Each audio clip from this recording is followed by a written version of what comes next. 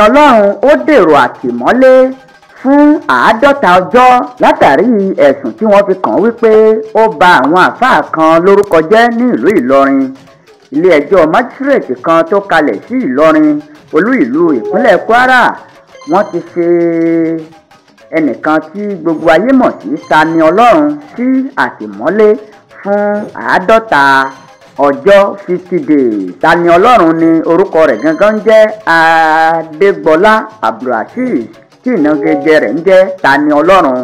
Tani Ọlọrun ni wọ́n pè lẹ́jọ́ fún ẹ̀sùn ìgbìmọ̀pọ̀, ìtàbùkù, bíba ẹ̀sìn jẹ́, ìbanilórúkọjẹ́ àti dídá rògbòdìyàn sílẹ̀ láàrin ìlú, èyí tó tako ìwé òfin orílẹ̀-èdè Nàìjíríà nọ́mbà 97, 210 àti 392 tó fi mọ́ 114.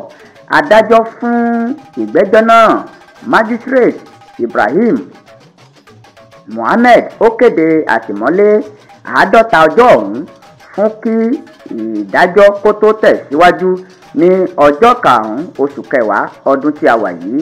Ńṣe ni àwọn ọ̀dọ́ mùsùlùmí lọ́kùnrin àti lóbìnrin wọ́n tú síta lọ́wọ̀ọ̀wọ́ tí wọ́n sì ń kọrin lóríṣiríṣi wípé ta lọ́lọ́run wọlé lọ bí àwàdà bí eré, àti wípé orin míì tí wọ́n tún kọ ni wípé gbogbo ọ̀tá ìlú Ìlọrin wọn ó lọ sí òkè kúrá, ìyẹn ọgbà ẹ̀wọ̀n tó wà ní ìlú Ìlọrin. Gẹ́gẹ́ bí ìwé ẹ̀sùn àwọn ọlọ́pàá ti sọ, ta lọ́lọ́run gbìmọ̀ pọ̀ pẹ̀lú àwọn kan tí ọwọ́ wa kò tíì tẹ̀ wọ́n láti bá ẹ̀sìn Islam jà. Wọ́n ń sun Kùránì níná, bẹ́ẹ̀ ni wọ́n sì ń sọ oríṣiríṣi ọ̀rọ̀ sí àwọn ọ̀jọ̀gbọ́n àfáà ní ìlú Ìlọrin, wọ́n sì ń bà wọ́n lórúkọ jẹ́. Ìwé ẹ̀sùn náà ó tún fìdí rẹ̀ múlẹ̀ wípé ta lọ́lọ́run tàbùkù ìmáàmù àgbà títí ìlú Ọ̀fà Alhaji Muhyiddin Sulaiman Hussein. Wọ́n tún ní ó ba Alfa Muhammed Habib Agbaji lórúkọ jẹ́, tó fi mọ́ Alfa Absalam Bàbá Tónílé àti Òkúta Jídí. Wọ́n ní ó sọ wípé Òkúta Jídí ó ní ojúbọ òrìṣà ní ilé rẹ̀.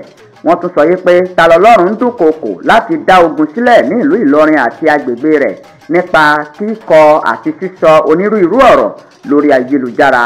Ó tún fi àtẹ̀jíṣẹ́ pe àwọn ẹlẹ́sìn ìṣẹ̀ṣe láti wá ṣe ọdún ìbílẹ̀ ní ìlú Ìlọrin.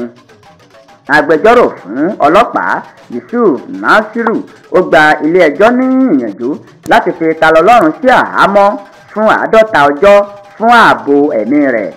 Agbẹjọ́rò fún ta lọ́lọ́run Muftau Olóbí Olúfọdà ó sọ báyìí pé ilé-ẹjọ́ lè fi oníbàárà òun sílẹ̀ lórí ọ̀rọ̀ yìí kó sì wá jẹ́jọ́ ní ọjọ́ tí ìgbẹ́jọ́ yóò bẹ̀rẹ̀, ṣùgbọ́n fún ààbò ẹ̀mí rẹ̀ ó dára bẹ́ẹ̀. Nínú ọ̀rọ̀ tirẹ̀ lẹ́yìn adájọ́ náà, Hussein Fọlọ́runsọ Fàgbà ó dúró fún ẹgbẹ́ ọmọ ìlú Ìlọrin lọ́kùnrin àti lóbìnrin, tó sì sọ wípé ìgbẹ́jọ́ yóò tẹ̀síwájú ní ọjọ́ 5 oṣù kẹwàá ọdún 2023. Ta lọ́lọ́run ó wọnú àtìmọ́lé lọ bí àwàdà bí eré ní ìlú Ìlọrin.